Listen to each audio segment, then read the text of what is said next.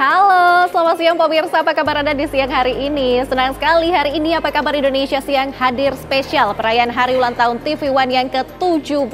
Rehan, apa kabar? Baik sekali, Nadila apa kabar? Alhamdulillah baik. Nah, ini seperti tema kita di siang hari ini ya, sudah ada balon-balon, ubur-ubur ikan lele. Lanjut. TV One sudah Sweet 17, Le. Oke, tentunya ya, Rey, kita akan menghadirkan sejumlah kabar-kabar menarik dan penting untuk TV One di rumah. Kita ada kabar apa aja nih, Rey? Ya, kita langsung saja menuju informasi yang pertama, pemirsa, di mana salah satu pekerja migran Indonesia menjerit ingin pulang setelah mendapat perlakuan yang kurang enak di negara Singapura. Bahkan pemirsa, warga Prabu Mulih, Sumatera Selatan ini juga sempat ingin bunuh diri. Assalamualaikum warahmatullahi wabarakatuh. Kepada yang terhormat Wali Kota Prabu Mulih, Gubernur Sumatera Selatan, Puspa Dewi, warga Kota Prabu Mulih, Sumatera Selatan yang berstatus sebagai pekerja migran menjerit hingga menangis meminta dipulangkan ke Indonesia dari Singapura. saya mau pulang, saya terpaksa ganti. Dalam video yang viral, wanita yang berusia 36 tahun ini memohon kepada Wali Kota Prabu Mulih, Gubernur Sumatera Selatan, serta pemerintah Indonesia untuk memulangkannya ke Indonesia karena tidak tahan dengan perlakuan yang diterimanya. Yang terhormat Wali Kota Prabu Mulih, Gubernur Sumatera Selatan, dan pemerintah setempat dan pemerintah Indonesia semuanya, tolong pulangkan saya ke Indonesia. Saya sudah tidak tahan di sini. Saya mau pulang, saya terpaksa ganti majikan Cina, oke. Tapi saya sudah tidak betah lagi. Saya terpaksa. Puspa Dewi mengaku berada di Singapura sejak tanggal 7 Januari 2025. Setelah melakukan tes kesehatan oleh agennya, Puspa Dewi diantar ke rumah majikan yang mempekerjakannya. Ada macam-macam di sini. Sebulan berselang, muncul video permohonannya untuk kembali ke Indonesia. Dari tanggal 7. Menurut Aminah, PLT BP3MI Sumatera Selatan, pihaknya sudah berkoordinasi dengan pihak pemerintah Kota Prabu Mulih dan Kedutaan Besar Republik Indonesia di Singapura terkait pemulangan Puspa Dewi. Dari hasil pantauan BP3MI, alasan Puspa Dewi ingin kembali ke Indonesia adalah jam kerja yang tidak manusiawi. Kota Prabu Mulih akan membiayai kepulangan PMI atas nama Puspa Dewi. Sehingga tinggal berproses tentang teknis kepulangannya yang akan dibantu oleh KBRI Singapura dan juga kita turut memonitor proses pemulangannya. Dan ke rumah majikan jam 9. Sambil memonitor perkembangan yang terjadi, sementara ini Puspa Dewi dikabarkan sudah mendapatkan majikan lain yang membuatnya lebih nyaman untuk bekerja. Selama 6 hari 5 malam, saya Dari Palembang, Sumatera Selatan, Syamsul Rizal, TV One mengabarkan. jam 12, terus anaknya nakal. Saya nggak tahan, marah terus majikan saya. Semua salah saya di mata saya. Kabar selanjutnya datang dari Sleman, Daerah Istimewa Yogyakarta, di mana pemirsa dua remaja ditangkap warga Sleman, Daerah Istimewa Yogyakarta. Keduanya adalah anggota geng motor pembuat resah warga Yogyakarta. Ya, pemirsa, dan mereka ini nyaris dihakimi massa, namun berkat kesabaran dan kesigapan warga sekitar, kedua remaja tersebut bisa diserahkan ke polisi tanpa luka bogem mentah warga.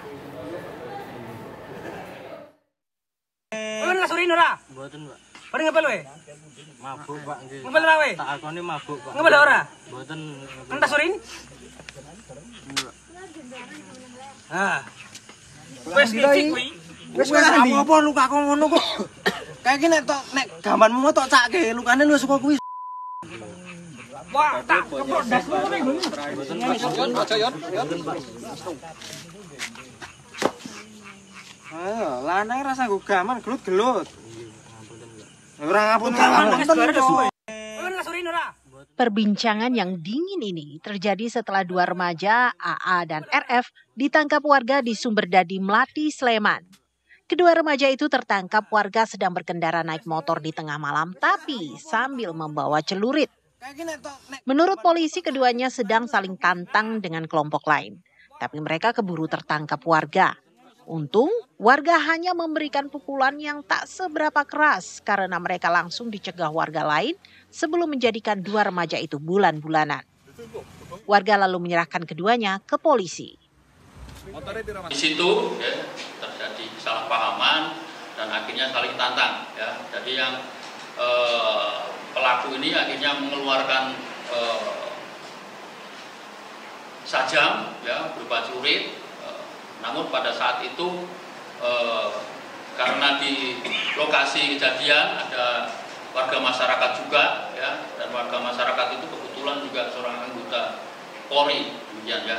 Terus dari situ karena melihat pelaku membawa celurit, akhirnya diambil tindakan untuk bisa mengamankan pelaku. Kedua remaja bermasalah itu kemudian dijerat Undang-Undang Darurat tentang Kepemilikan Senjata Tajam. Dari Sleman DIY, Andri Prasetyo TV One mengabarkan. Pemirsa, kita hadirkan informasi lainnya untuk Anda di siang hari ini, di mana tanpa alasan jelas seorang laki-laki mengamuk dan menikam seorang warga hingga tewas di sebuah warung Madura di Jalan Nangka Utara, Denpasar, Bali, Kamis dini hari.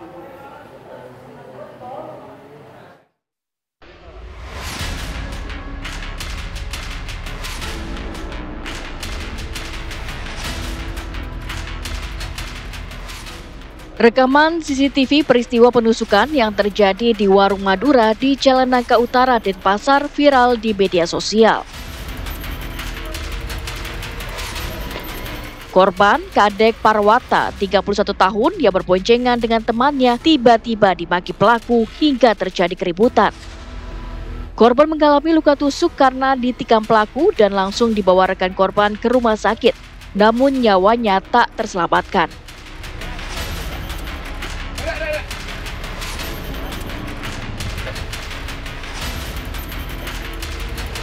Diduga pelaku yang belum diketahui identitasnya tersebut salah sasaran menusuk korban setelah sebelumnya sempat memukuli seorang pelajar di lokasi yang sama.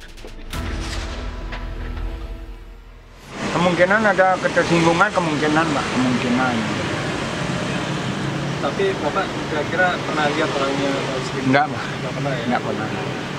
Orang kira di sini jam 6 sudah off, sudah pas tugas ya. Warga di sekitar lokasi sangat terkejut dengan peristiwa penusukan hingga tewas. Saat ini Polsek Denpasar Utara masih mencari keberadaan pelaku. Dari Denpasar, Bali, Aris Wianto, TV One mengabarkan. Masih dari Bali nih pemirsa, karena persoalan hutang, 3 wanita menyekap dan menganiaya seorang pria hingga tewas di Denpasar, Bali. Ya, bak penjahat profesional, ketiga pelaku membuang jenazah korban di sebuah hutan di Kabupaten Buleleng untuk menghilangkan jejak.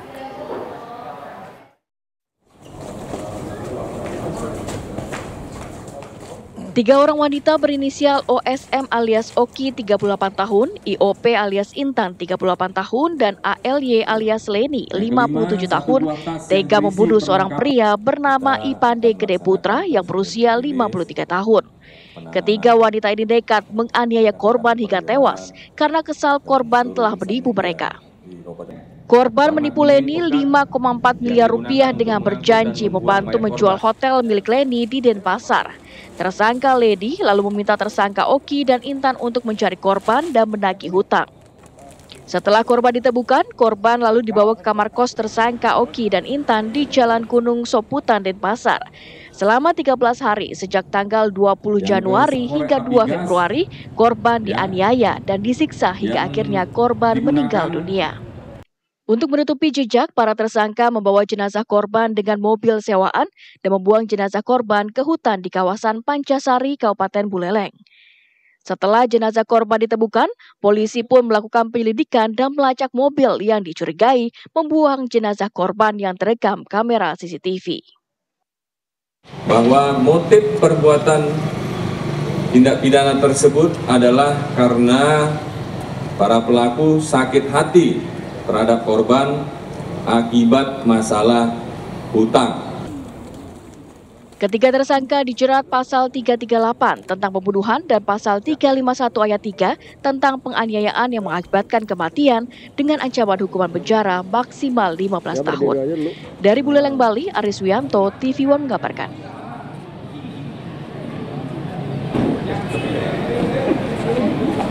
Kita hadirkan informasi lainnya untuk Anda pemirsa, di mana seorang gadis penjual gorengan yang berusia 14 tahun berasal dari kota Bau-Bau, Sulawesi Tenggara diruda paksa 10 pemuda usai dicekoki minuman keras. Tindakan asusila ini dialami korban berulang kali di 4 lokasi yang berbeda.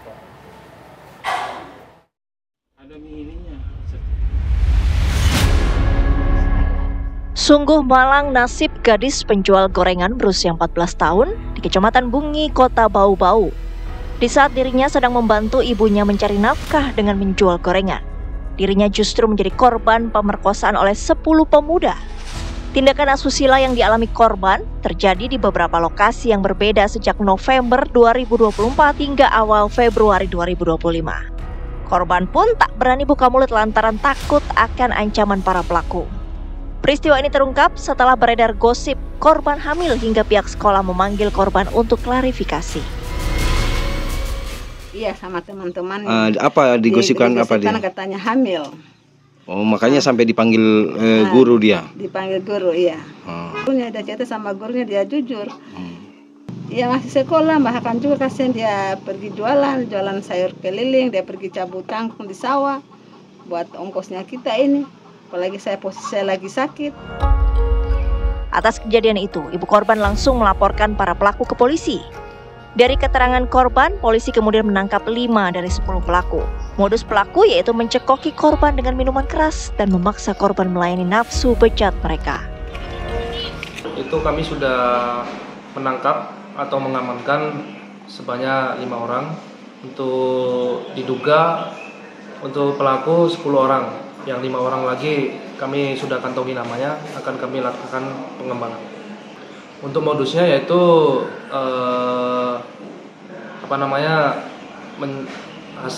hasratnya pelaku dengan cara ngasih minuman kepada korban.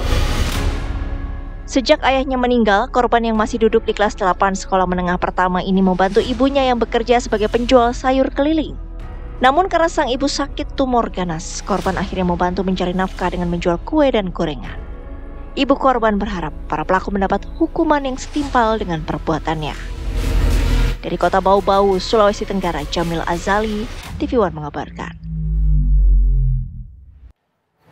Pemirsa, sebuah mobil SUV tampak hancur setelah menabrak truk di jalan tol dalam Kota Kuningan kilometer 5 sampai 800 arah Cawang, Jakarta Selatan dini hari tadi.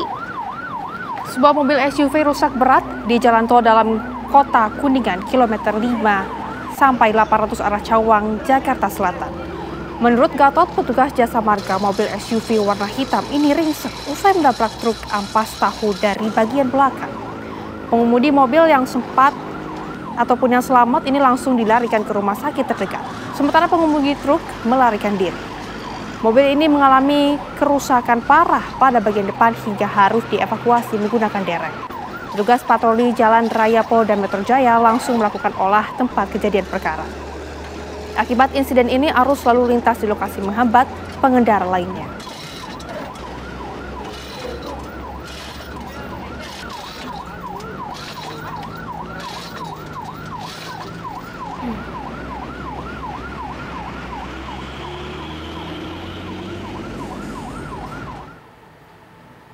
Pemirsa, 3 pelaku pencurian dengan pemberatan bermodus mengganjal mesin anjungan tunai mandiri atau ATM diringkus petugas Subdit Resmob Direktorat Reserse Kriminal Umum Polda Metro Jaya.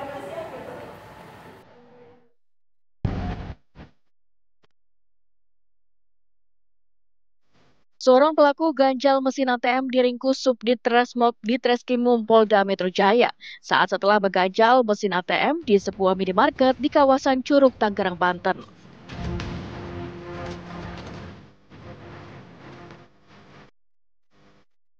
Pelaku tak berkutik ketika disergap petugas saat hendak memasuki kendaraan di area parkir. Di dalam tas pria berinisial AB ini, petugas menemukan puluhan kartu ATM dari berbagai bank, senjata tajam, dan tusuk gigi.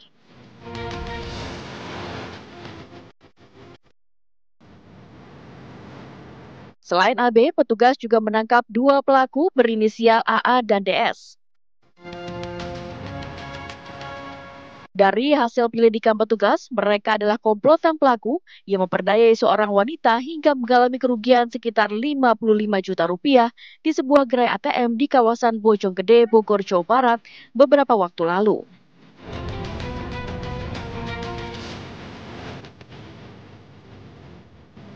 Dalam aksinya, komplotan ini mengganjal mesin ATM menggunakan tusuk gigi.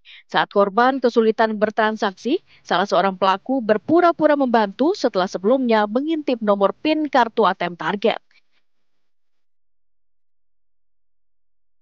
Saat korban lengah, pelaku menukar kartu ATM milik korban dengan kartu ATM palsu. Setelah korban meninggalkan gerai ATM, para pelaku langsung menguras uang yang ada dalam tabungan. Baru saja mengamankan pelaku pencurian dengan pemberatan dengan modus ganjal ATM. Pelaku berjumlah 3 orang dan melakukan ganjal ATM dengan perannya masing-masing. Yang pertama, berpura-pura bertransaksi sambil memasukkan tusuk gigi di lubang untuk memasukkan kartu di ATM. Para pelaku kini ditahan di rutan Polda Metro Jaya, sementara petugas masih mendalami kasus ini, termasuk memburu komplotan lain. Warga diimbau tidak menerima tawaran bantuan dari orang tidak dikenal ketika kesulitan bertransaksi di gerai ATM dan sebaiknya langsung menghubungi pihak bank. Dari Jakarta, Haikal Vandea, TV One mengabarkan.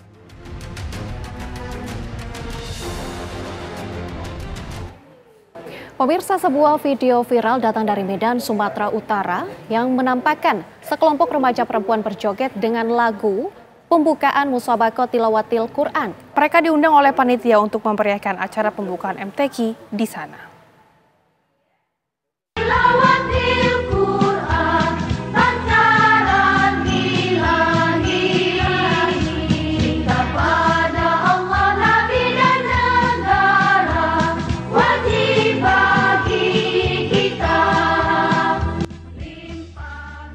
Video ini membuat heboh jagat maya. Sejumlah remaja perempuan berjoget di depan sejumlah pejabat saat pembukaan MTQ tingkat kecamatan di Kota Medan. Acara yang seharusnya religius ini berubah bak hiburan. Setelah video ini viral dan dikecam warga serta warganet, Camat Medan Kota buru-buru memberikan klarifikasi. Untuk pawai kemarin itu hanya melintas di Jalan SM Raja, melintas dari podium kehormatan, setelah itu udah lurus saja mereka dan tidak ada masuk ke dalam arena MTQ-nya. Setelah selesai pawai, baru yang dari tribun kehormatan itu masuk ke dalam arena MTQ dan melaksanakan gunting pita di dalam. Tapi kalau untuk yang peserta pawainya dari komunitas-komunitas dan dari lintas agama itu tidak ada masuk ke dalam. Ya, sejauh ini sebenarnya kegiatannya berjalan lancar dan alhamdulillah sebenarnya setelah selesai pelaksanaan itu banyak ucapan selamat kepada kami. Hanya saja ada mungkin yang beredar di masyarakat sepotong video yang kesannya itu memang mungkin agak menyinggung. Nah, di sini saya juga Camat Medan Kota menyampaikan maaf kepada seluruh segenap masyarakat Muslim yang ada di seluruhnya di Indonesia maupun dimanapun berada. Namun joget-joget itu sudah terlanjur membuat marah warga karena tidak semestinya ada acara hiburan seperti joget dalam pawai pembukaan MTQ. Ada pula desakan agar Camat Medan Kota dicopot karena kecerobohan itu. Dari Medan, Sumatera Utara, Alfian Syah, TV One mengabarkan.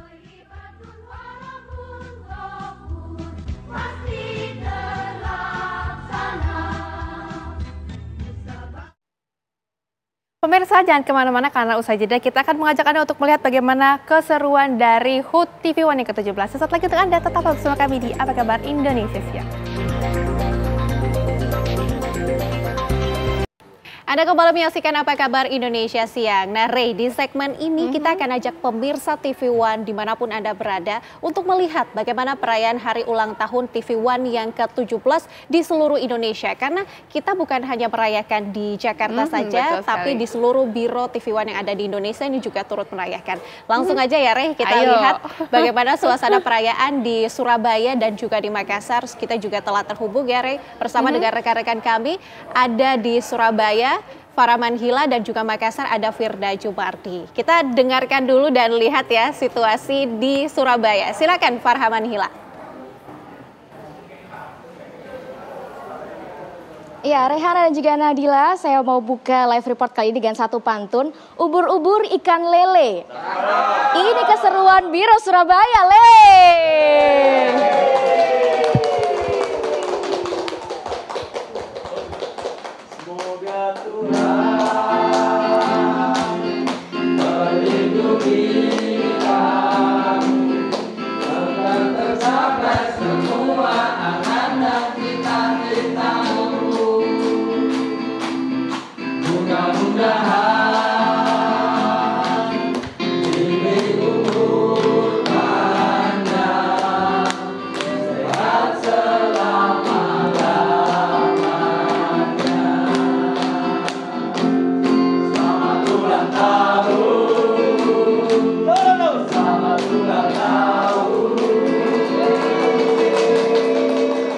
Tadi satu persembahan lagu diiringi oleh reporter kita Goldi Gumilang yang menyanyikan lagu Selamat Ulang Tahun untuk TV One. Dan pemirsa, di studio TV One di Biro Surabaya kali ini juga sudah kehadiran tamu spesial. Kali ini pemirsa sudah ada Kepala Kelompok Staf Ahli Brigjen TNI Singgih Prambudi. Kemudian ada juga Kepala Dinas Kominfo Jawa Timur, Ibu Serlita Ratnadewi. Selamat datang Jenderal dan juga Ibu di kantor Biro Surabaya. Langsung aja pemirsa, kita akan mulai rangkaian potong tumpeng perayaan hari ulang tahun TV One di Biro Surabaya. Oke, langsung kita potong ya.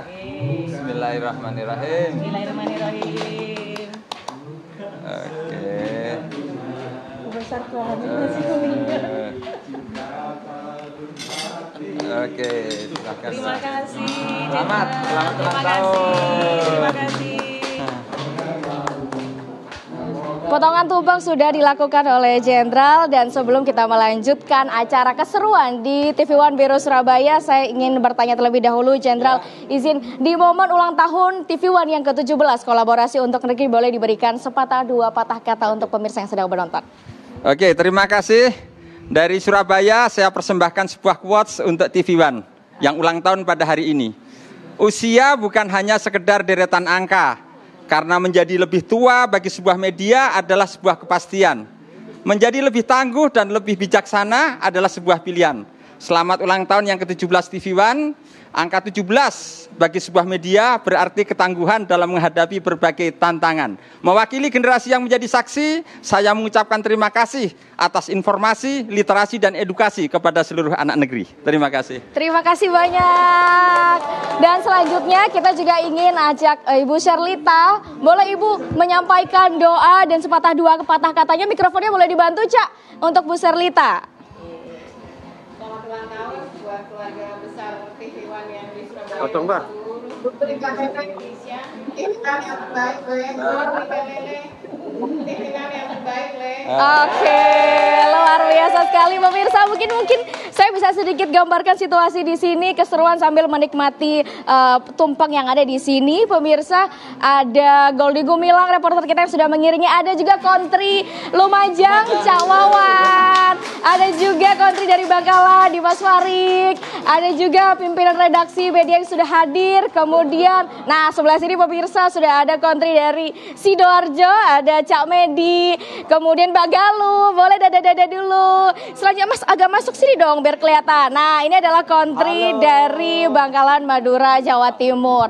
Ada lagi nih pemirsa dari Surabaya, Cak Bim yang selalu mengabarkan update terkini dari wilayah Surabaya, dan masih banyak lagi kontributor yang belum muat untuk masuk ke dalam kantor TV One Surabaya. Dan pemirsa, menariknya di momen ulang tahun TV One kali ini juga kita menghadirkan sejumlah pelaku UMKM untuk mendukung atau mensupport mensupport gitu ya para pelaku UMKM agar lebih naik kelas, dan kita juga turut mengundang warga sekitar untuk menikmati perayaan hari ulang tahun TV One yang ke-17. Tentunya kami semua mendoakan supaya TV One semakin jaya, semakin bisa memberikan informasi aktual, faktual, dan juga semakin banyak penonton yang menyaksikan TV One. Demikian keseruan dari wilayah Surabaya, Jawa Timur. Saya kembalikan ke rekan-rekan di Jakarta.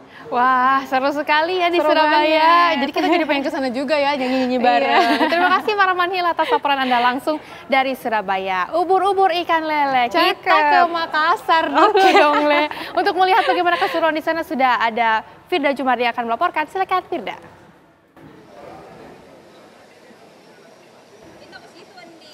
Ya, Rehana, Nadila, dan juga pemirsa, tentunya hari ulang tahun TV One yang ke-17 juga dirayakan di TV One Biro Makassar yang ada di Jalan Letjen Hertasning. Dan bisa dilihat di belakang saya ini sudah ada karangan bunga begitu yang menyimpulkan ucapan hari ulang tahun dari berbagai instansi.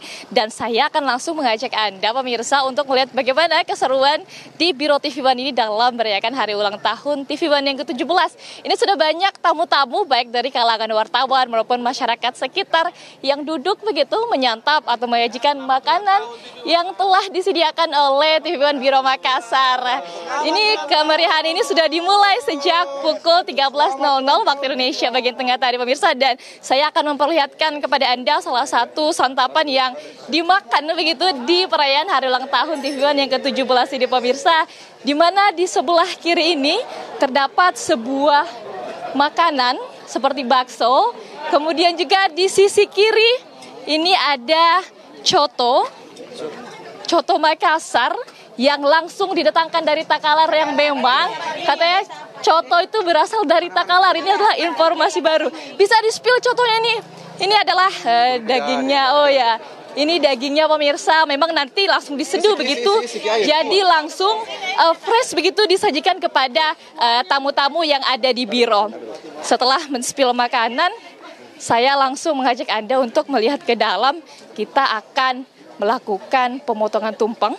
Tentunya pemotongan tumpeng ini adalah bentuk rasa syukur dan harapan kita terhadap ulang tahun TV One yang ke-17. Dan pemirsa, saat ini sudah ada berbagai instansi dari pihak kepolisian, kemudian juga Angkatan Darat, begitu dari instansi pemerintahan yang hadir untuk bersama-sama, Pak, untuk pemotongan tumpeng. Bisa dilihat, pemirsa, ini sudah ada tumpeng. Bapak bisa kita siap-siap untuk pemotongan tumpeng yang dipimpin oleh Kapolda Sulawesi Selatan, Bapak Irjen Pol Yudiawan, pemirsa. Nah, prosesi pemotongan tumpeng ini akan dilakukan begitu bersama-sama dengan Wali Kota Makassar juga yang turut hadir, yaitu Bapak Muhammad Ramdan Pumanto. Kemudian juga terlihat PJ Bupati Takalar yang menyempatkan diri untuk hadir, pemirsa.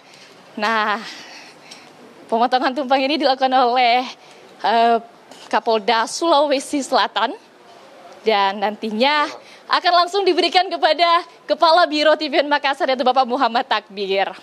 Silakan Bapak. Gak bisa, Pak. Gak bisa. Ya, pemirsa, potongan tumpeng yang dilakukan oleh Kapolda Sulawesi Selatan. Dan sebelum kita menyanyikan lagu hari ulang tahun, saya mau tanya dulu begitu, Pak.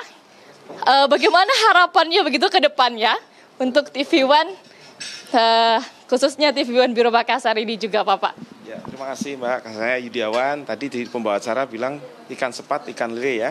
Memang di Makassar banyak ikan dan ikannya mati sekali.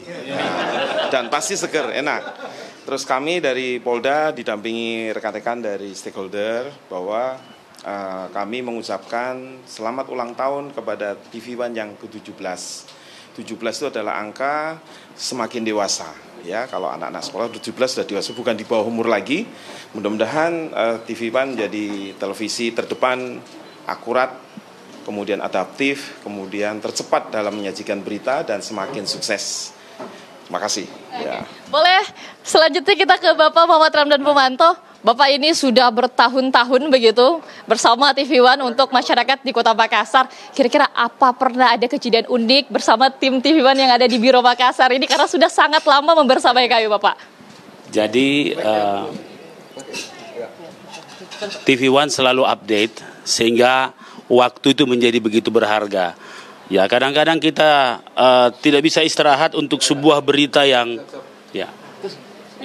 untuk sebuah berita yang penting atau sebuah berita yang update, itu kadang-kadang kita tidak mengenal waktu, dan TV One selalu ada. Nah, kebetulan wali kotanya juga 24 jam, jadi tidak ada masalah. Ya. Harapan ke depannya seperti apa Bapak? Apalagi ini bertemakan kolaborasi untuk negeri begitu Bapak. Kami berharap berita-berita TV One terus menjadi kekuatan kolaborasi, mengkolaborasi negeri ini. Saya kira Indonesia yang begitu luas akan mampu dikolaborasikan dengan berita-berita yang anti-hoax, berita-berita produktif, dan berita-berita yang bisa membawa kita ke masa depan yang lebih baik.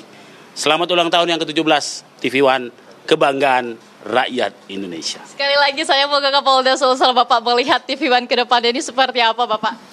Ya, terima kasih. Jadi TV One memang TV yang adaptif, selalu dengan menyajikan berita-berita tercepat. Ya. Terima kasih. Terima kasih Bapak. Silakan menyantap hidangan yang telah kami siapkan Bapak. Ada semua di sini tersedia. Ada beberapa hidangan tradisional yang kami hadirkan begitu seperti gogos ya Pak. Tadi ada kami sajikan. Kemudian ada coto Makassar yang ternyata berasal dari Takalar Pak. Dan langsung ada PJ Bupati Takalarnya di sini Bapak. Kami datangkan langsung.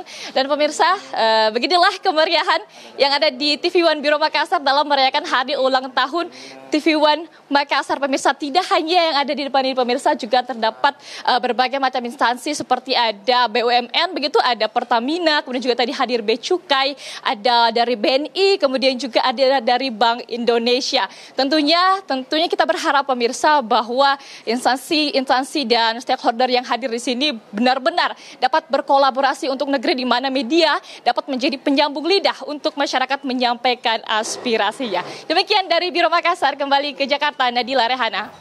Baik, terima kasih Firda Jumardi mengabarkan keseruan yang ada di Makassar. Jadi pengen santap coto Makassar ya. Terima kasih Firda Jumardi, dan tadi juga ada rekan kami yang mengabarkan dari Surabaya. Selamat kembali bertugas rekan-rekan. Pemirsa, apa kabar? Indonesia Siang akan kembali dengan sejumlah informasi lainnya. Tetaplah bersama kami sesaat lagi untuk Anda. Ya pemirsa, Anda kembali menyaksikan Apa Kabar Indonesia Siang. Presiden ke-7 Republik Indonesia Joko Widodo mengaku dirinya memang terpisah dengan Presiden Republik Indonesia Prabowo Subianto. Kelakar itu dilontarkan Jokowi menanggapi pernyataan soal dirinya harus dipisahkan dari sosok Presiden Prabowo Subianto.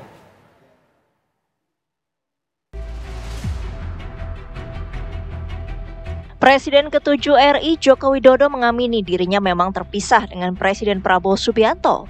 Namun Joko Widodo menjelaskan, pisah yang dimaksud adalah lokasi tempat tinggal semata. Jokowi berada di kampung halamannya Solo, sementara Presiden Prabowo berada di Jakarta. Kelakar itu dilontarkan Jokowi menanggapi pernyataan soal dirinya harus dipisahkan dari sosok Presiden Prabowo Subianto. Kendati berpisah jarak, Jokowi menegaskan hubungannya dengan Presiden Prabowo tetap baik. Ya memang pisah, Pak Prabowo di Jakarta, saya jelas-jelas di Solo setiap hari. Tapi hubungan kita tetap sangat baik, sangat baik. Ya. Hubungan istimewa Presiden Prabowo Subianto dan Presiden ke-7 RI Joko Widodo kembali jadi sorotan. Dalam pidato pembukaan Kongres ke-18 Muslimat NU di Surabaya, Prabowo kembali menyebut dirinya belajar politik dari Joko Widodo. Prabowo juga menengarai saat ini ada pihak-pihak yang berupaya memisahkan dirinya dengan Jokowi.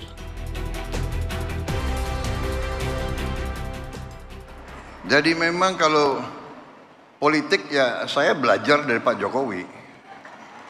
Nggak usah malu-malu lah, ya kan. Kadang-kadang orang sudah nggak berkuasa, mau dikuyu-kuyu, mau dijelek-jelekin. Jangan, kita hormati semua. Hormati semua. Ada yang sekarang mau misah-misahkan saya sama Pak Jokowi. Lucu juga. Untuk bahan ketawa boleh. Jangan, kita jangan ikut pecah belah itu adalah kegiatan mereka-mereka yang tidak suka sama Indonesia. Dari ratusan tahun diveda et impera itu adalah taktik strategi untuk memecah belah umat dan bangsa Indonesia. Gak usah dihiraukan. Apresiasi terhadap Jokowi sebagai suhu politiknya juga pernah diungkapkan Prabowo dalam acara Partai Gerindra 31 Agustus 2024. Jokowi dalam momen itu spontan membalas pujian Prabowo yang juga merupakan Ketua Umum Partai Gerindra. Makanya kalau urusan tentara pertahanan tanya Prabowo, urusan politik aku datang ke orang Solo ini. Prabowo Subianto itu sangat spesial.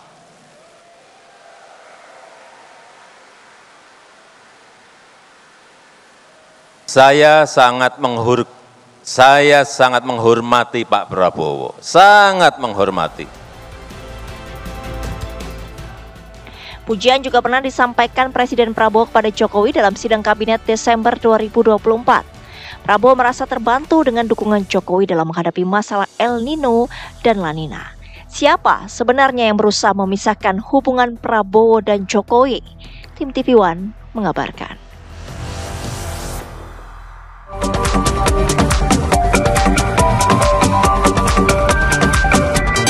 Dipersembahkan oleh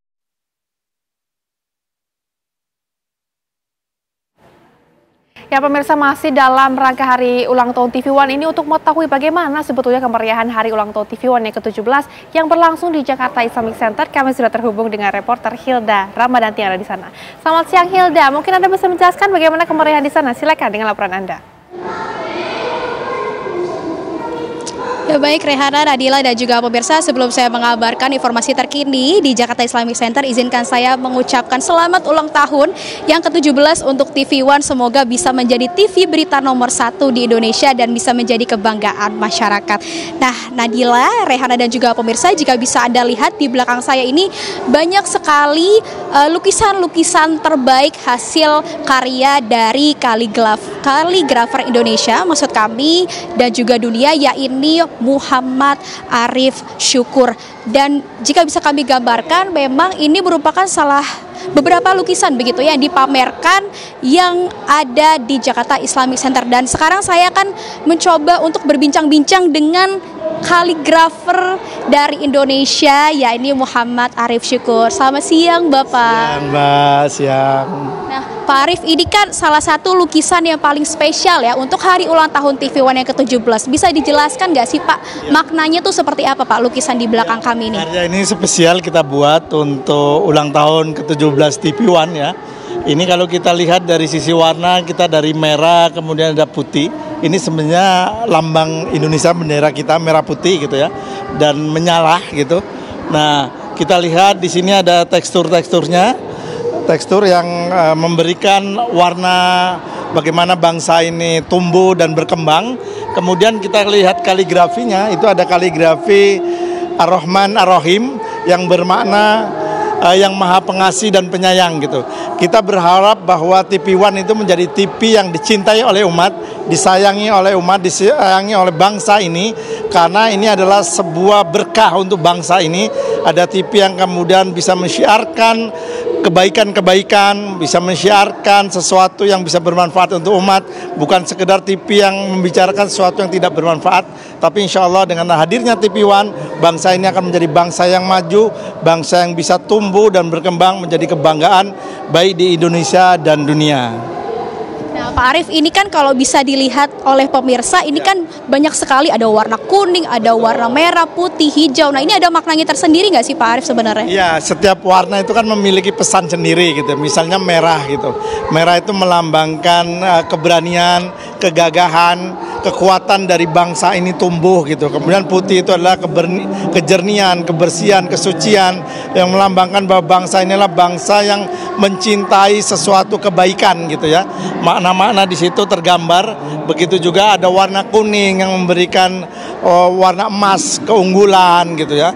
Melambangkan bahwa Indonesia ini akan menempuh masa 2045, masa di mana generasi emas itu akan tumbuh. Bangsa ini memiliki bangsa yang sangat besar dari sisi pemudanya. Kita punya bangsa yang punya budaya sangat kaya gitu ya. Kemudian kita punya bahasa yang juga cukup banyak, tapi kita dipersatukan gitu. Dengan sama-sama ingin menjadi bangsa yang besar. Mudah-mudahan karya-karya ini menjadi penanda bahwa setiap bangsa itu akan bisa menjadi tumbuh dan besar ketika bangsa itu bersatu, selalu mencari persamaan dibanding dengan perbedaan. Gitu. Terima kasih banyak Pak Arief atas makna-maknanya yang sudah ditumpahkan di lukisan spesial untuk hari ulang tahun TV One yang ke-17 ini. Nah, sementara demikian Rehana, Nadila, dan juga pemirsa kembali ke studio. Baik, terima kasih Hilda Ramadanti mengabarkan langsung dari Jakarta Islamic Center. Selamat bertugas kembali Hilda.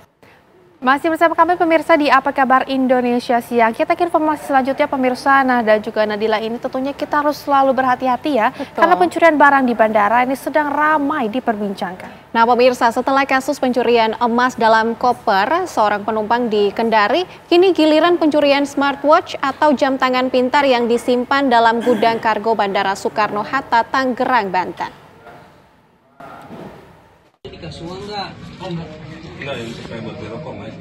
Empat porter nakal langsung didatangi anggota Reskrim Polres Bandara Soekarno-Hatta. Keempatnya diduga melakukan pencurian jam tangan pintar atau smartwatch di area kargo bandara. Ada 20 jam tangan pintar yang hilang setelah dikirim dari Cina dan disimpan dalam gudang kargo milik PT JAS. Dua di antara pelaku, E dan B, adalah karyawan kargo PT JAS. Mereka ditangkap di rumah masing-masing di Kabupaten Tangerang. Komplotan ini memanfaatkan shift malam untuk membongkar paket-paket dari luar negeri.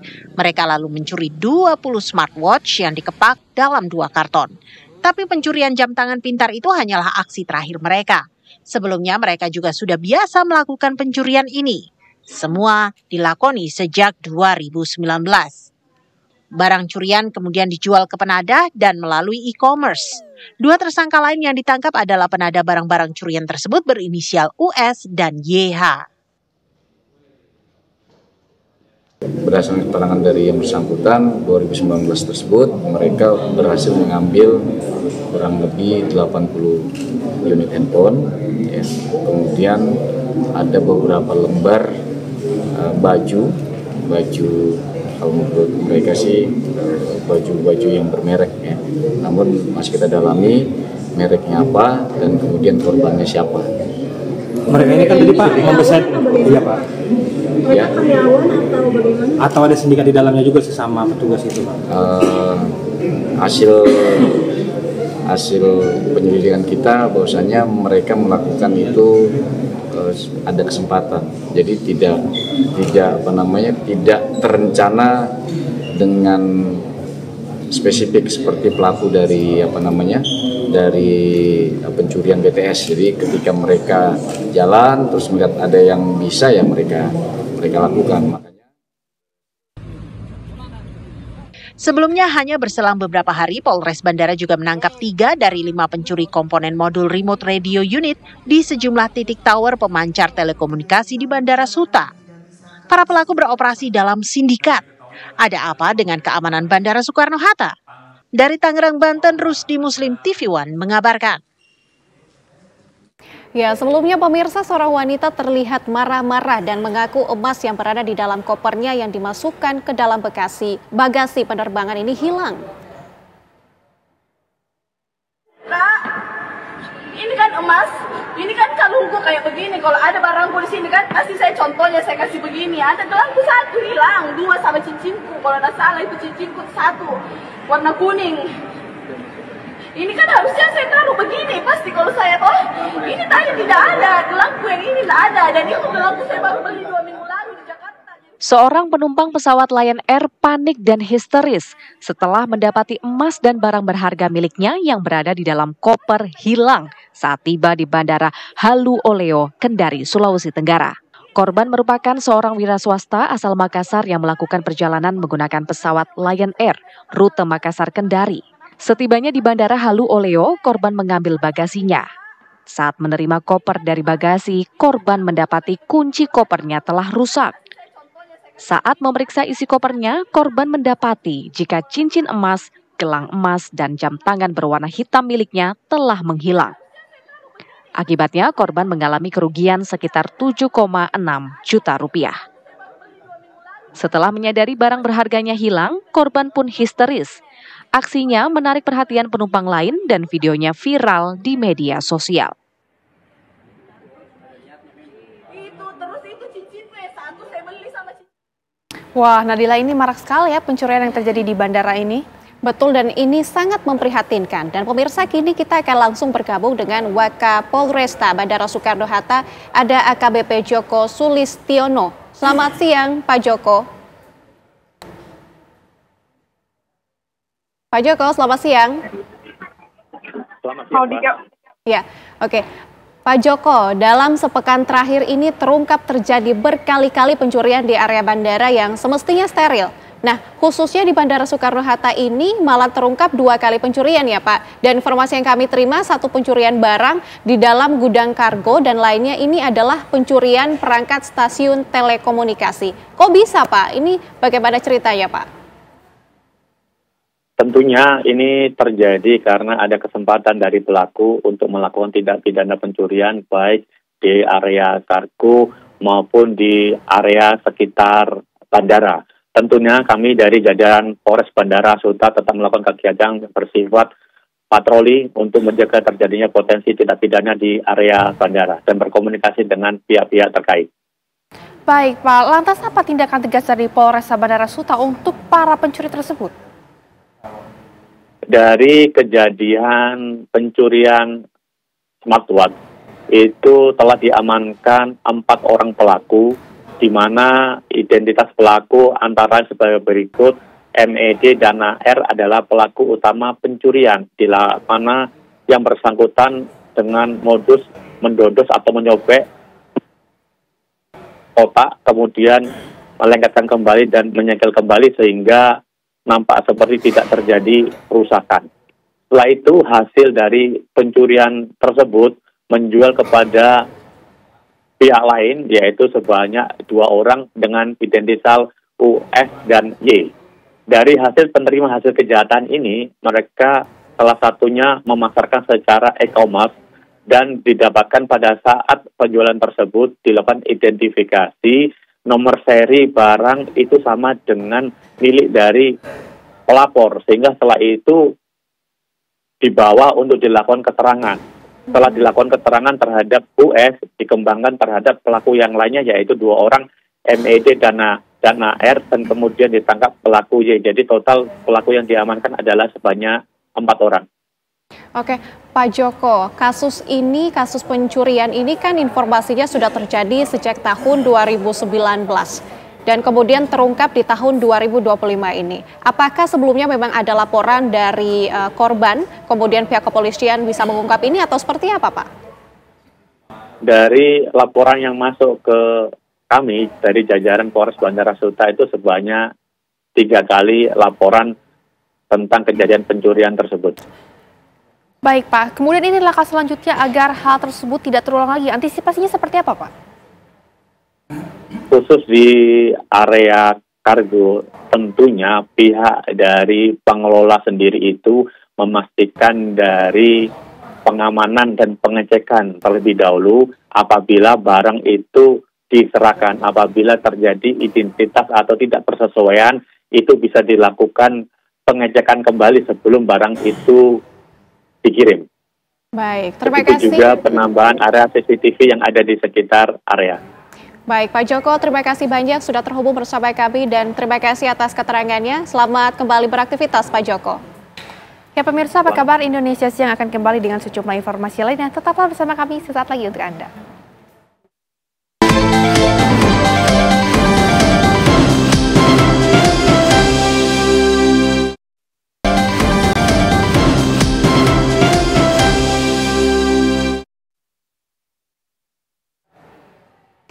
Anda kembali menyaksikan Apa Kabar Indonesia Siang. Pemirsa, heboh seekor buaya berukuran besar tiba-tiba muncul di tengah permukiman warga terdampak banjir di Kecamatan Manggala, Kota Makassar, Sulawesi Selatan.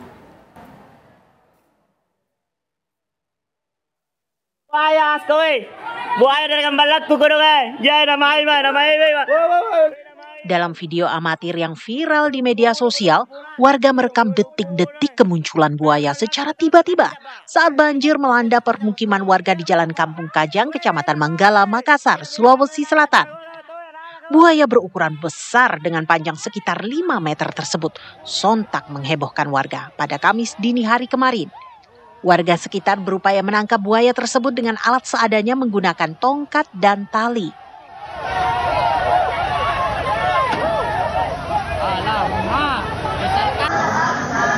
Proses evakuasi berlangsung dramatis lantaran buaya tersebut terus berontak dan berupaya menerkam tongkat. Buaya tersebut baru berhasil ditangkap setelah warga dibantu petugas tim SAR gabungan mengikat moncong buaya menggunakan tali. Setelah diikat, buaya tersebut kemudian harus digotong oleh 6 orang petugas menuju truk untuk dievakuasi sementara ke Mako Damkar Makassar. Alhamdulillah rekan-rekan dari tim rescue dibantu dengan warga di sekitaran pemukiman tersebut saling bahu-membahu untuk membantu dan bisa mengamankan buaya tersebut dan mengikat. Kami mengamankannya menuju ke Damkar Mako Ratolangi. Buaya tersebut kini telah diserahkan dari petugas Damkar ke BKSDA Sulsel. Rencananya buaya ini akan dipindahkan ke tempat yang lebih aman.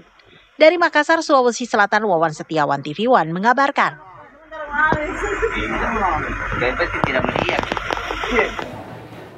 Pemirsa, jembatan Tembelan penghubung Kecamatan Petung Kriono di Kabupaten Pekalongan, Jawa Tengah belum kunjung diperbaiki usai putus akibat longsor dan banjir bandang. Warga terpaksa melalui jembatan darurat yang terbuat dari bambu.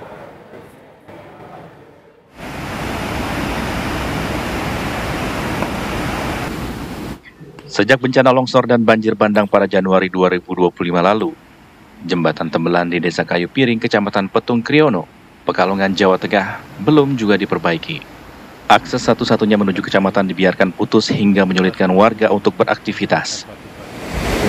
Saat ini jembatan belum bisa dilalui, hanya bisa dengan melewati jembatan darurat. Jembatan terbuat dari bambu ini merupakan satu-satunya akses jalan yang ada.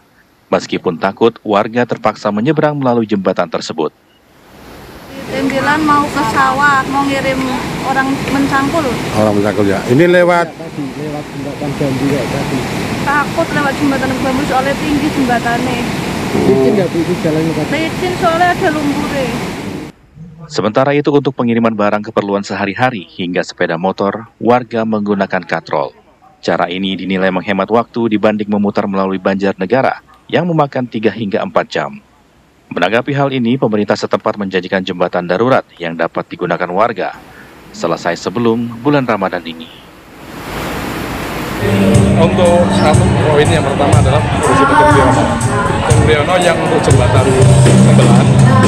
Kemarin adalah terakhir loading untuk alat belinya. Hari ini sedang dikebut proses. Tentu kita ingin komitmen lebih baik, target sebelum Ramadan sudah selesai. Dari Pekalongan, Jawa Tengah, Edi Mustafa, TV One mengabarkan. Kita hadirkan informasi lainnya untuk Anda pemirsa, di mana kabar duka ini Bendahara Umum Dewan Pimpinan Pusat Partai Demokrat Renvil Antonio meninggal dunia akibat kecelakaan di jalur yang ada di Pantura, Asbagus, Situbondo, Jawa Timur. Kecelakaan itu terjadi pada Jumat pagi saat Renvil mengendarai motor gede bersama putranya.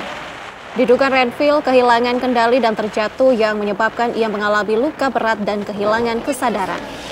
Renvil Antonio menjabat sebagai Bendahara Umum Partai Demokrat sejak 2020.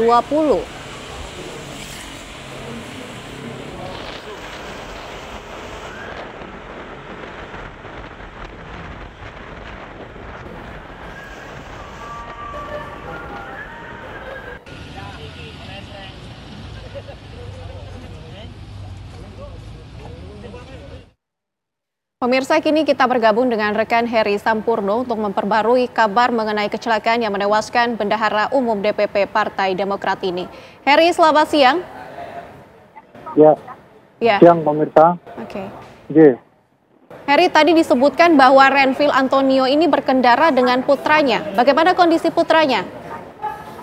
Ya, betul. Informasi yang saya terima adalah Renvil Antonio ini berkendara dengan putranya. Mereka mengendari 2 motor berbeda. Nah, kecelakaan ini sendiri terjadi di jalur Pantura, tepatnya di Kecamatan Asendagus.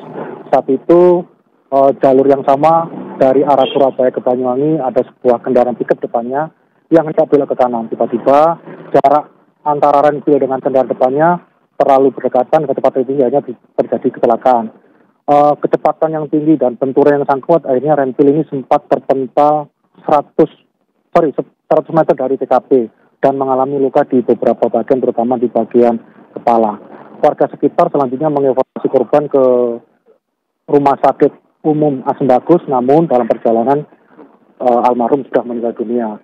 Korban akhirnya disemayamkan di rumah jenazah Asendagus, dan baru tadi sekira pukul 1 jenazah akhirnya dibawa ke rumah duka yang ada di Surabaya. Tadi sempat terlihat istri almarhum dan anak almarhum dan melakukan pengawalan dari Polres Situbondo. Saat ini Polres Situbondo telah melakukan olah TKP, diduga kuat penyebabnya adalah mobil pickup yang ada di depannya. Saat ini mobil pickup beserta kendaraan dari ransel berada di unit laka Polres Situbondo. Baik, baik Heri, ini mungkin dari informasi yang Anda dapatkan untuk kondisi putranya sendiri seperti apa dari almarhum ini? Kalau kami lihat di saat berada kamar jenazah tidak mengalami luka serius atau tidak mengalami luka, karena informasi yang terima adalah mereka berkendara sendiri-sendiri, dua kendaraan bermotor yang berbeda, jadi tidak berboncengan seperti itu. Baik, terima kasih Heri, informasinya langsung dari lokasi Anda. Selamat bertugas kembali. Pemirsa, seorang anak usia 7 tahun tewas dibunuh kekasih ibunya. Informasi sesaat lagi akan kami hadirkan di Apa Kabar Indonesia Siang. Tetaplah bersama kami. Masih bersama kami pemirsa di Apa Kabar Indonesia Siang. Kita ke informasi lainnya, di mana seorang anak usia 7 tahun di Jember, Jawa Timur tewas dianiaya kekasih ibunya. Ia lalu dikubur pelaku. Lalu pelaku mengaku pada ibu korban bahwa korban hilang diculik.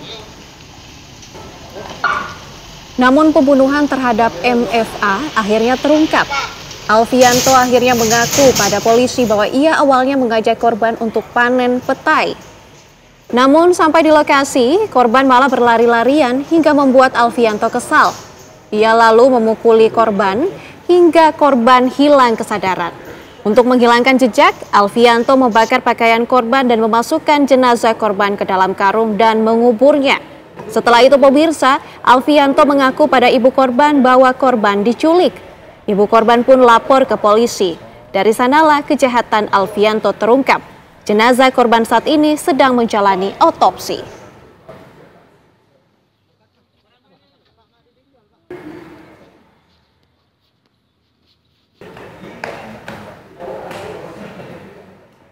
Pemirsa, pencarian korban speedboat terbalik di Bulungan, Kalimantan Utara di hari keempat membuahkan hasil. Kamis kemarin 2 dari 3 orang korban yang hilang berhasil ditemukan tim SAR gabungan.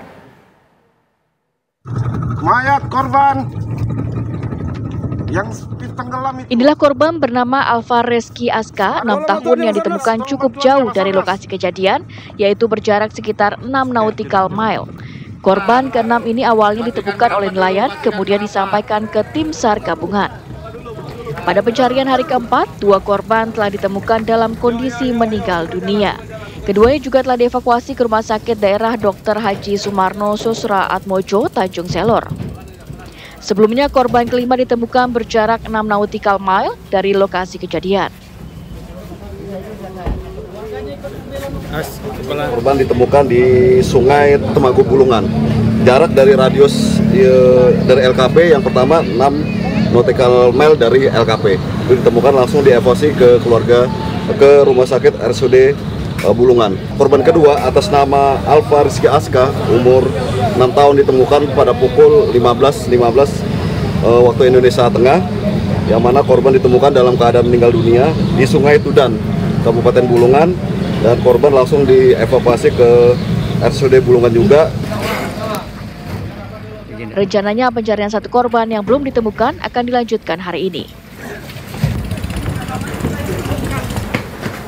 Dari Bulungan, Kalimantan Utara, Muhammad Tahir, TV One mengabarkan. Kita ke kabar lainnya pemirsa, sebelumnya Komisi 11 DPR RI menyetujui efisiensi anggaran Kementerian Keuangan sebesar 8,99 triliun rupiah. Dengan pemangkasan ini, maka pagu anggaran Kementerian Keuangan dalam APBN 2025 turun dari 5,319 triliun rupiah menjadi 44,20 triliun rupiah.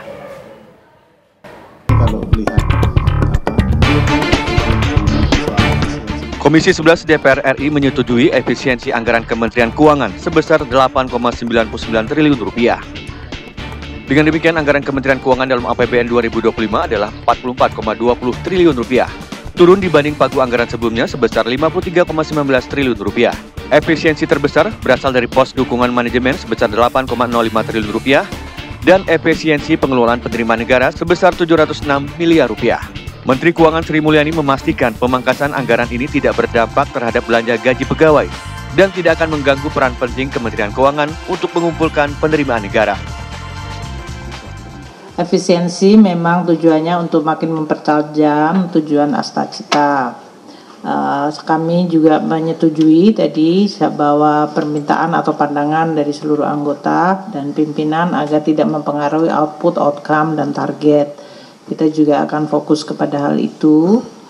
Kami juga menyetujui bahwa dari exercise efisiensi KL di 2025 akan dijadikan sebagai baseline seperti yang tadi disampaikan, kalau ini menciptakan sebuah budaya baru untuk efisiensi dari birokrasi di seluruh kementerian lembaga, sehingga tentunya nanti hasil dari 2025 akan digunakan untuk penyusunan 2026 juga, Ibu. Tujuan efisiensi anggaran Kementerian Keuangan adalah untuk memperbaiki tata kelola dan tata kerja sumber daya sehingga menghindari pengeluaran yang tidak diperlukan. Dari Jakarta, Haidar Faisal, Adin Hudayat, TV One mengabarkan.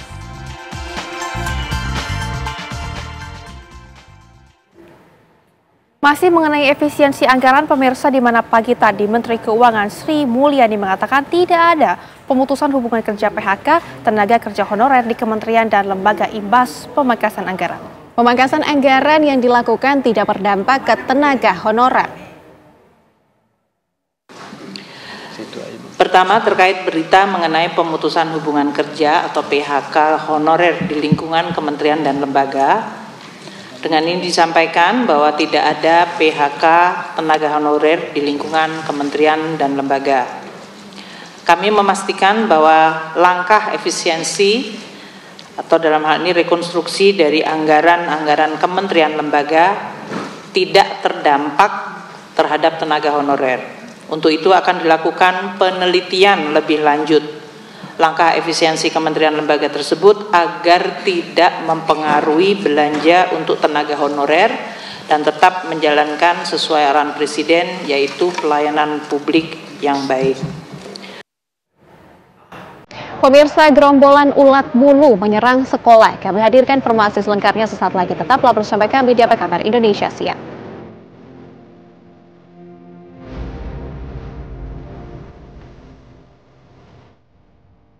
Anda masih bersama kami di Apa Kabar Indonesia Siang. Pemirsa, sehari setelah penemuan mayat yang mengapung di sungai, kini ditemukan lagi mayat pria tanpa kepala di saluran irigasi sebuah desa di Jombang, Jawa Timur. Warga desa Duku Harum, Kecamatan Megaluh, Jombang, Jawa Timur digegerkan dengan penemuan mayat di tengah sawah. Posisi mayat berada di saluran irigasi berukuran kecil hingga tidak memungkinkan menghanyutkan mayat. Warga dari berbagai desa berdatangan untuk melihat langsung, barangkali mengenal korban. Namun warga tak bisa mengenalinya karena mayat ditemukan dalam kondisi tanpa kepala. Posisi mayat saat ditemukan tengkurap, hanya memakai celana. Diperkirakan mayat telah meninggal lebih dari 2 hari sehingga telah menyebabkan aroma tidak sedap. Salah petugas diidentifikasi, Polres Jombang melaksanakan tugasnya. Tim evakuasi dari BPBD Jombang langsung menutup jasad korban dan memasukkan ke dalam kantong jenazah untuk dibawa ke RSUD Jombang.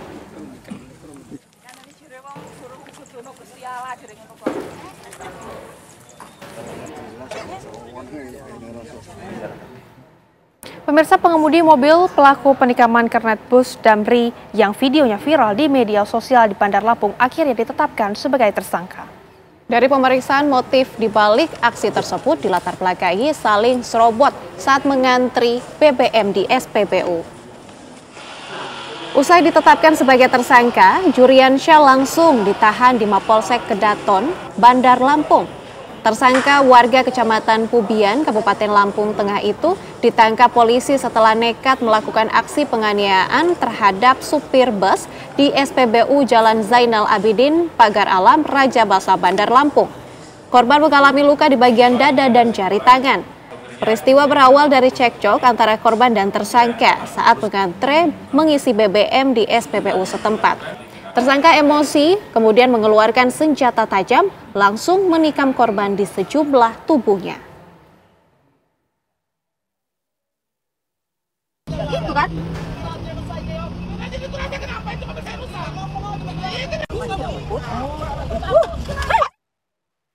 Ratusan ulat bulu kembali menyerang lingkungan sekolah di Madiun, Jawa Timur. Ya, selain meresahkan, ratusan ulat bulu ini menyebar secara liar hingga menyebabkan gatal-gatal pada murid dan guru. Ulat bulu menyerang di sekolah Yayasan Pendidikan Al-Basamalah, Desa Plumpung Rejo, Kecamatan Wonosari, Kabupaten Madiun, Kamis siang. Ratusan ulat bulu berkeliaran bebas sempat membuat gatal-gatal sejumlah murid, guru, dan orang tua yang mengantar. Bersarang di sejumlah pohon yang berada di halaman sekolah, pihak sekolah lantas menghubungi pemadam kebakaran. Menggunakan bahan bakar minyak dan pestisida, pemadam kebakaran Kabupaten Madiun menyemprot satu persatu pohon yang disinyalir menjadi sarang ulat bulu.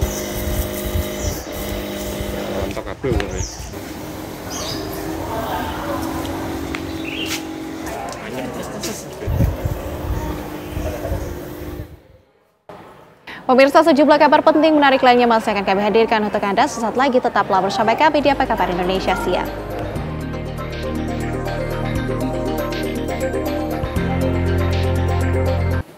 Masih bersama kami pemirsa di Apa Kabar Indonesia Siang. Kita hadirkan informasi lainnya untuk Anda di mana hujan deras disertai angin kencang menyebabkan puluhan rumah rusak di Kabupaten Majalengka, Jawa Barat. Inilah video amatir detik-detik hujan deras disertai angin kencang yang terjadi di Desa Sukakerta, Kecamatan Kertajati, Majalengka, Jawa Barat pada Kamis petang. Terlihat atap genteng rumah warga berjatuhan. Angin kencang bahkan mengakibatkan atap salah satu rumah warga terbang akibat disapu angin.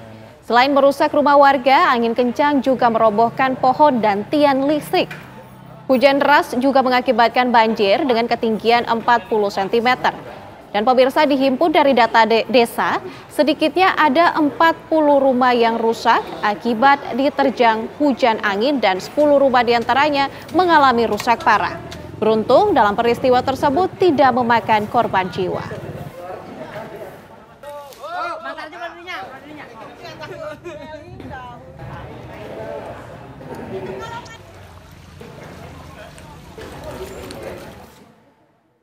Sementara itu pemirsa, dua pengendara sepeda motor tertimpa reruntuhan tembok saat mengisi bensin di SPBU Jalan Tanjung Sari, Surabaya, Jawa Timur, Kamis sore. Kejadian robohnya tembok belakang toko bangunan itu terjadi sekitar pukul 3 sore saat kota Surabaya diguyur hujan deras disertai angin yang cukup kencang. Insiden mengakibatkan satu pengendara motor luka berat dan satu lainnya mengalami luka ringan. Tidak hanya mengakibatkan luka pada korban, kendaraan mereka juga mengalami kerusakan yang cukup parah akibat tertimpa reruntuhan tembok. Antara dua korban luka tertimpa reruntuhan tembok dilarikan ke rumah sakit terdekat untuk mendapatkan perawatan medis.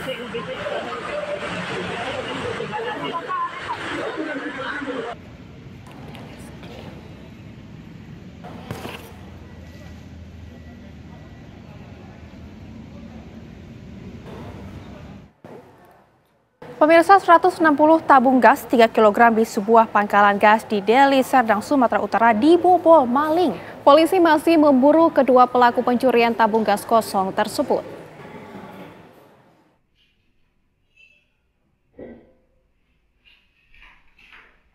Pencurian 160 tabung gas 3 kg oleh dua pelaku di sebuah pangkalan gas Jalan Pertahanan, Kecamatan Patumbak, Kabupaten Deli Serdang, Sumatera Utara terekam CCTV. Selain mencuri 160 tabung gas kosong 3 kg, kedua pelaku ini juga menggasak 5 karung beras. Pagi lah tukang pisang ini jualan kakak-kakak kan. Itulah dia telepon yang punya. Aku belum datang itu bang. Telepon yang punya bahasanya katanya udah terbuka pintu ini gerbangnya. Nah kak, kalau kakak ketahui apa sih yang dicuri mereka? Tabung gas kosong bang. Berapa jumlahnya? Berapa? 160. Sama beras 5 goni. Akibat pencurian ini, pemilik pangkalan gas mengalami kerugian 30 juta rupiah. Hingga kini, aparat Polsek Patumbak masih memburu pelaku. Dari Medan, Sumatera Utara, Ahmi Daliauzar, TV One mengabarkan.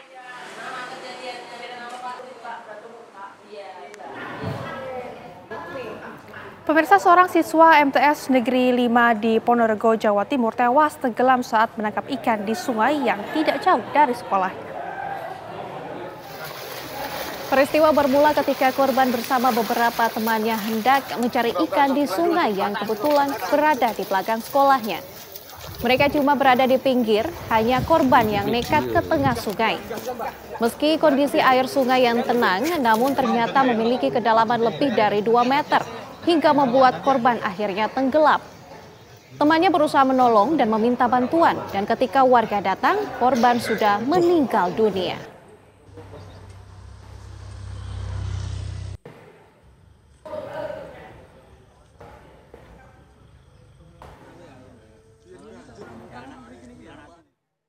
Pemirsa, diduga karena masalah hutang piutang, seorang pria melukai korbannya dengan senjata tajam di Desa Sungai Lebung, Kecamatan Pemulutan, Kabupaten Ogan Ilir, Sumatera Selatan.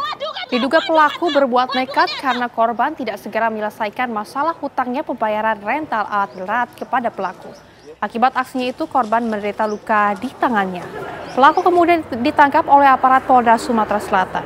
2 pekan kemudian setelah diketahui persembunyian pelaku di wilayah Pemulutan Ogan Ilir, Sumatera Selatan.